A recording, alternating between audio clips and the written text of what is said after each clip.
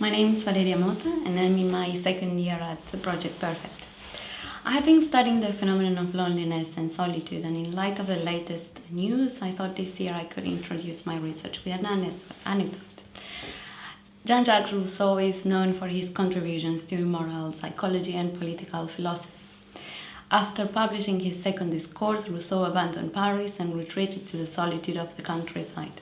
Unlike other philosophers who throughout history have looked for solitude to find peace to write, Rousseau was publicly condemned for doing this by his former friend Diderot.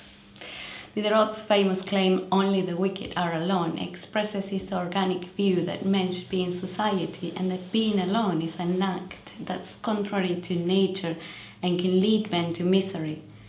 But what happens if society is ruled by unjust laws? Diderot still thinks that it is better to stay and submit to unjust laws and protest than to be wise in solitude. Rousseau's ideas were different. His was a view of the world where human beings are increasingly dependent on one another for the satisfaction of their needs and even to build their very sense of selves. So his main concern was preserving human freedom and individual authenticity. I think this unresolved dispute between two former friends gives a gist of what is at stake when we consider the phenomenon of loneliness. So the government's decision to address loneliness is very timely. So how can my research contribute to understanding loneliness? A widely agreed definition of loneliness is as a universal form of social disconnection, and that is an adverse feeling that accompanies the perception that the quantity or quality of social relationships are not meeting one's needs. A concern I have is that loneliness is seen as something to be prevented, to be banned, to be ended.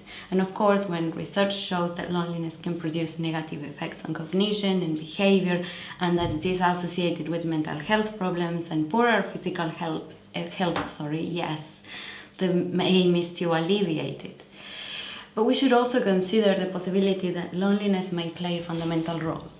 And how so? Well, philosophers talk about the positive aspects of specific emotions.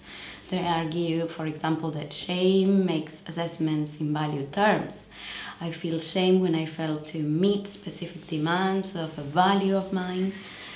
The idea of self is also involved in shame, as we are usually ashamed of ourselves. So the interesting thing here is that shame is connected with the self, is constituted by certain values, and arises when we feel we are not capable of meeting the demands of the self-relevant value. Feeling shame provides information about those values which are relevant to our identities, and it also alerts when we are at fault due to some of our actions or omissions. So one of the things I'm looking at when I investigate loneliness is its role, whether it has benefits, and what are those. I can just mention a couple. The first one is the proposal that loneliness can be adaptive because it motivates social reconnection that would have promoted our species' survival. And the second involves what I think is very interesting characterization of loneliness as longing for a specific and attainable desire. This view proposes that by allowing the fantasy of a perfect future satisfaction, longing triggers excitement in the individual. So the very aim to put an end to the frustration of not fulfilling the need can enable people to overcome obstacles that they may find on their way to achieve the need. The question here is whether the benefits gained are greater than the never possible to be satisfied need to fulfillment. Another issue is that when loneliness is impaired with depression, this benefit might not fully apply.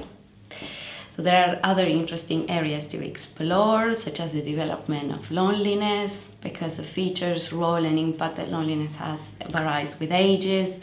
And there are also various aspects to consider about the experience. Some elements of the world become more or less salient to people who are lonely. Some activities are self-funded, while others enable.